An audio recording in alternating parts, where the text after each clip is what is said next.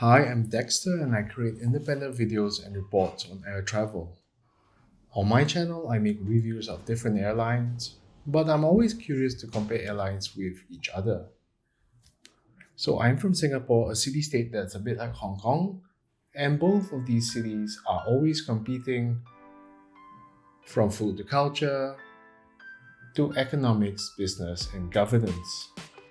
Singapore Airlines and Cathay Pacific are the brands that represent these cities, and these two airlines constantly rank among the best in the world in many rankings. But here's the question, which one's better?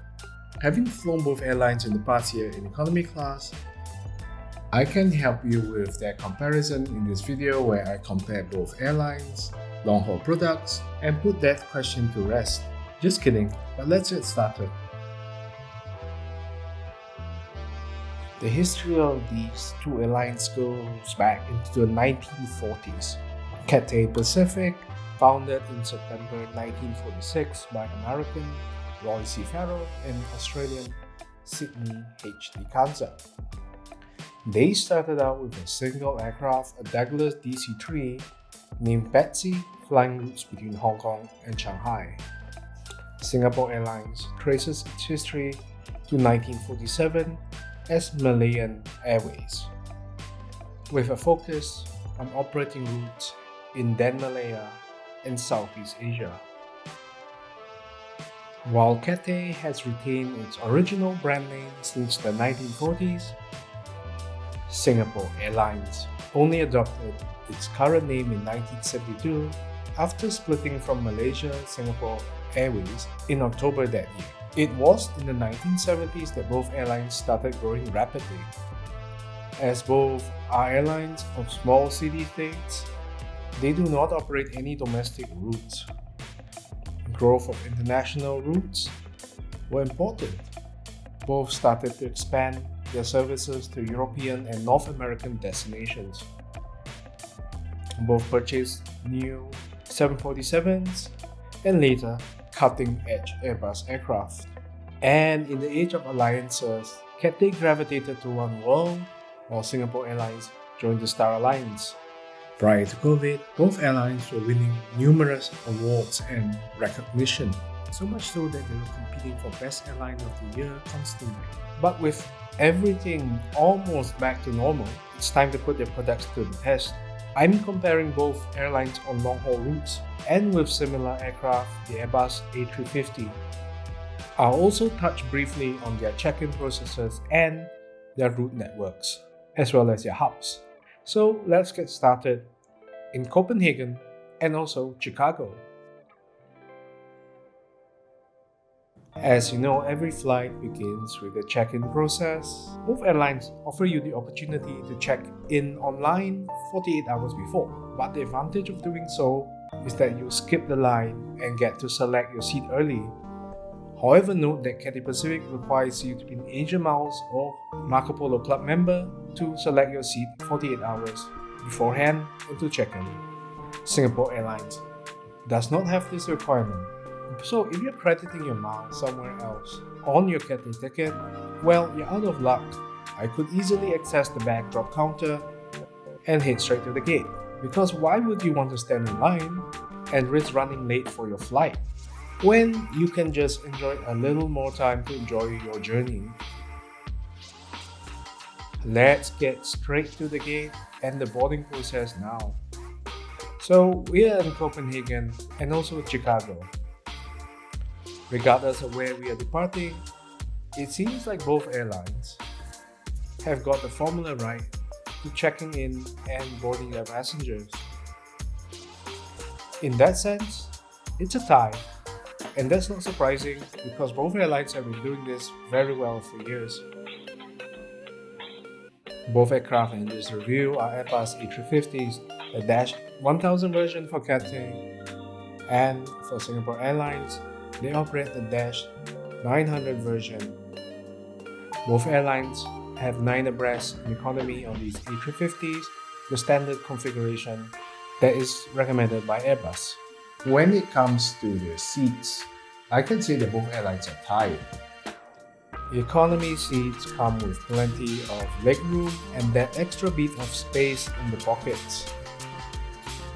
Headrests are also available in each economy seat on both airlines, as are coat hooks, which come in handy during winter months. Both airlines also offer unique seating features. For example, Cathay has a tray holder, and Singapore Airlines does have a cup holder as well as a device holder under the seatback monitor. There are also power ports on board. Both chose not to install individual air nozzles, and both offer a pretty substantial in-flight entertainment screen. These days, safety briefing cards are very common, so Singapore Airlines and Cathay Pacific also provide these, but the presentation, to me, it's better on Cathay. As far as amenities go, both airlines offer a pillow and a blanket, a standard these days for long-haul flights. I'm glad to report that on both airlines, the cabin crew are generally professional and they do their job right. And when it comes to meals, we start off with a snack service and refreshments, and both airlines excel in this department. Singapore Airlines and Cathay Pacific give out snacks and drinks, and as you can see, I opted for a beer on Cathay Pacific named Betsy, named after their original aircraft, and on Singapore Airlines, they also offer pea crackers and apple juice.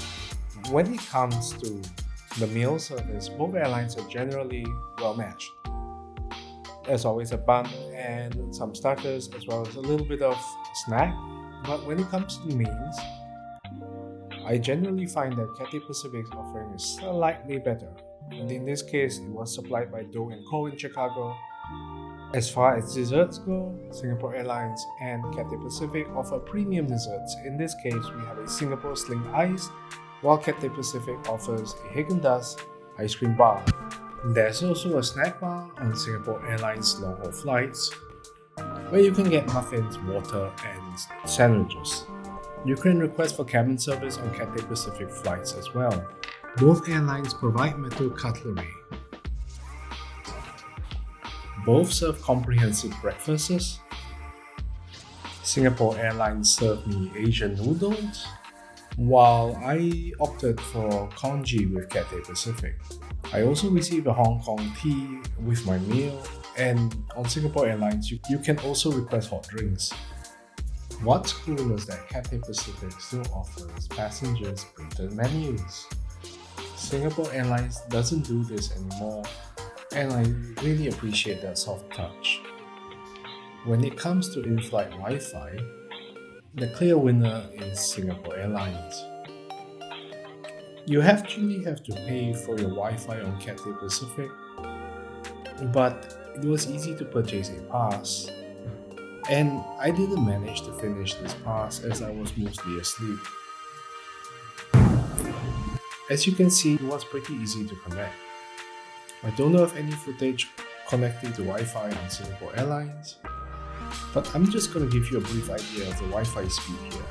Do note that the Wi-Fi is only free if you are a KrisFlyer member, so you have to enter your KrisFlyer number before you check in. When it comes to cabin literature, Cathay Pacific offers a printed magazine. Singapore Airlines only offers a printed catalog. Cathay shopping catalog is on the other side of the magazine. Both airlines offer you video and movie catalogs, but these catalogs are not as extensive as Emirates or Qatar. I still find that they are still good for a long-haul flight. What I like about these two airlines is that they have live news available on these aircraft. As you can see, I'm browsing live news on Cathay Pacific. Singapore Airlines also offers live news from channels such as CNN and the BBC. Both in-flight maps are pretty good, so no complaints here. Cathay has an extra edge on the A350 with its nose and tail cameras.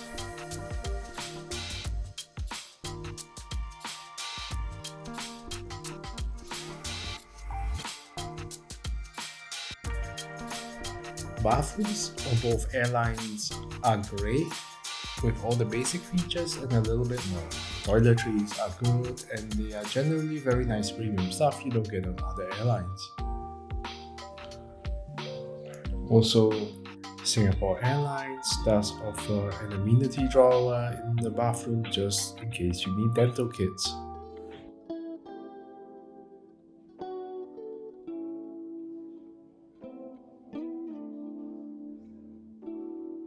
In terms of route networks and hubs, both airports operate from a single hub airport. For example, Cathay Pacific operates from Hong Kong International Airport in Hong Kong, while Singapore Airlines operates from Singapore Changi Airports, Terminals 2 and 3. Changi is probably one of the better airports around. Getting through passport control is extremely stress-free. And if you're transiting, this airport has an abundance of shopping and food. Getting between gates and terminals is also stress-free with the people mover system in the airport. You'll have to go through a security check at the gate, which means once you're in, you can't come up to the bathroom or to do any shopping. Hong Kong's airport is perhaps more architecturally beautiful, and as a hub, it's amongst the world's best. Like Singapore, transits are stress-free here. The security check is centralized, and once you go through that, there are plenty of shops and things to eat in the transit area, as well as travelators and people mover systems that will help you to get to your gate. Last but not least, there are fun things for passengers of all ages to do. But unlike Singapore, you are free to go about your shopping here as there are no enclosed gates.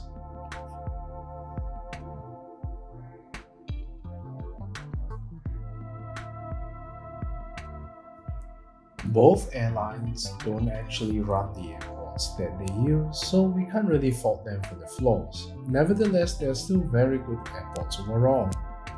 But when it comes to the route network, it's clear that there is an airline that's slightly better. Cathay's route network covers more North American cities than Singapore Airlines. And if you're connecting to China, their internal cross-border network is better than Singapore Airlines. Singapore Airlines still has a great network, but it's just not as extensive as Cathay's.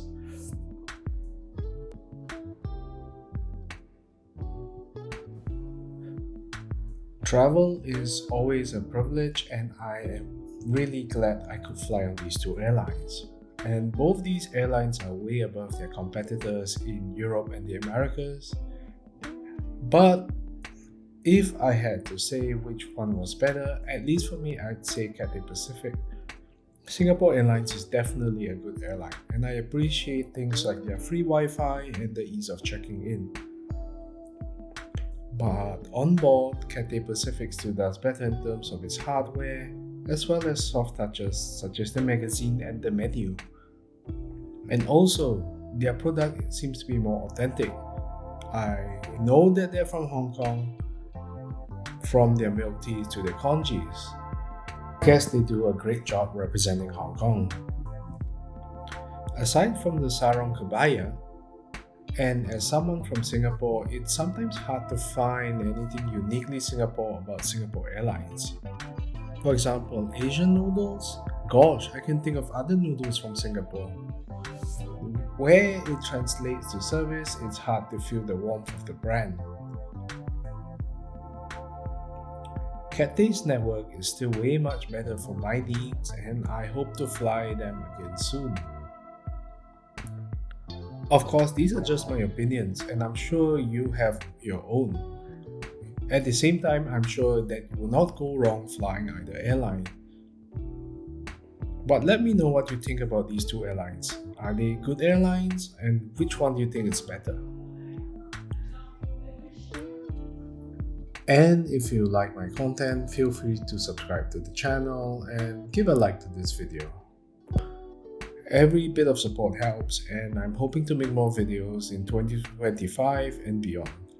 Once again, thanks for watching. Till then, I'll see you in the next video.